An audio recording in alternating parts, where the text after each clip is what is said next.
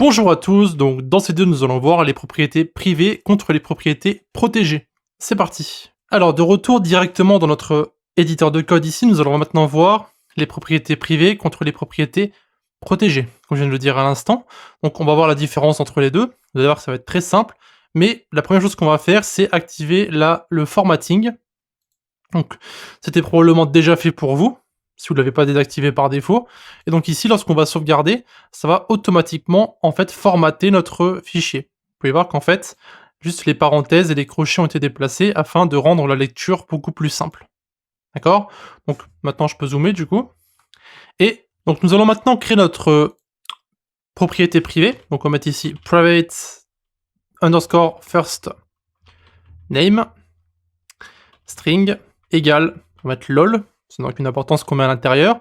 Vous allez voir que notre formatage va automatiquement mettre ici notre constructeur sur plusieurs lignes afin que ce soit plus lisible, ce qui est mieux pour nous.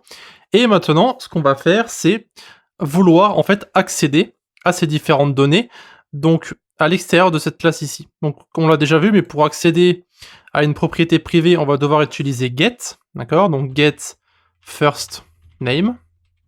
Et ici on met this.firstName. D'accord? Et du coup, après, on va pouvoir... Alors, what? Ah oui, c'est vrai. Return this first name. Et donc ici, on va simplement pouvoir accéder à cette valeur en tapant donc sur un console log un peu plus bas ici, console.log.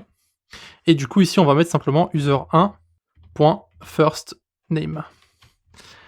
Donc ici, j'ai oublié de lancer mon terminal. Des fois, ça m'arrive de l'oublier. Hop, voilà. Je n'ai pas tapé la bonne commande. tsc-w.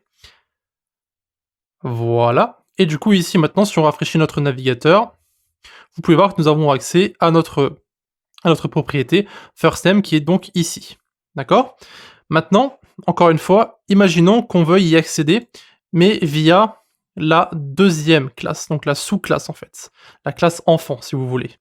Eh bien, on va le mettre ici à l'intérieur, donc à l'extérieur de notre classe constructor. On va faire un copier-coller de cette classe ici. Voilà. Et on va mettre celle-là en commentaire. Vous allez voir que il va y avoir marqué property first name is private and only accessible within class user profile.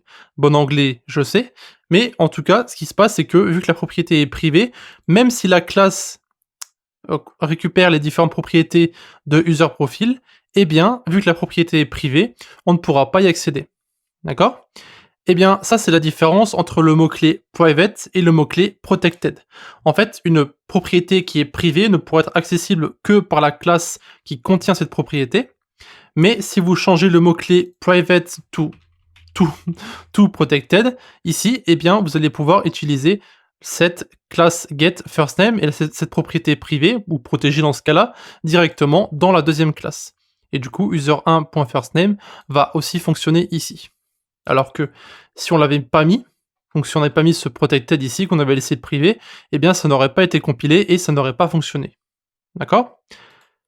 Maintenant, c'est plus ou moins tout ce que je voulais vous montrer, mais je vais aussi vous montrer comment déclarer cette propriété dans la classe enfant. Donc ici, si on n'avait pas déclaré le first name, on aurait dû le faire, donc à l'intérieur, on aurait dû l'intégrer directement dans notre deuxième classe ici. Donc on aurait dû l'ajouter ici, donc first name, string, d'accord? Et on aurait dû la mettre ici aussi, first name, et on aurait dû l'ajouter directement dans notre objet ici. Donc on aurait dû mettre par exemple lol, et du coup ça aurait fonctionné de la même façon. Sauf qu'ici, pareil, vu que c'est privé, on ne peut pas y accéder, et même si elle est déclarée dans l'objet, donc on n'est pas censé la voir évidemment, eh bien, on ne pourra pas y accéder. Donc ici, nous avons une erreur. Ah oui, j'ai mis un point virgule, j'aurais pas dû. Et du coup ici, si on enlève cette getFirstName, on pourra toujours y accéder. Donc on n'a pas d'erreur ici, on a bien notre version lol ici. Si on rafraîchit notre navigateur, on a toujours notre lol, d'accord? Et encore une fois, si on change vers protected ici, eh bien, on pourra accéder. Donc, on va enlever le get ici, et on va mettre celui-ci ici. Et vous pouvez voir que c'est exactement la même chose que lorsqu'on l'avait initialisé directement dans la classe. Voilà, donc je vous ai montré les deux cas de figure. Donc lorsque vous voulez simplement la déclarer ici, puis l'initialiser plus bas, ou bien l'initialiser directement en haut, les deux façons sont la même, enfin agissent de la même façon, pardon. Si vous voulez que la classe enfant puisse accéder à cette valeur qui est protégée, vous pouvez mettre simplement le get dans la classe enfant et vous mettez simplement protected.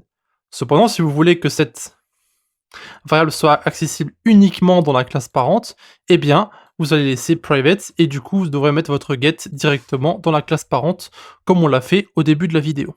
Et voilà, ça sera tout pour les propriétés privées contre les propriétés protégées. On va maintenant passer aux interfaces avec les classes.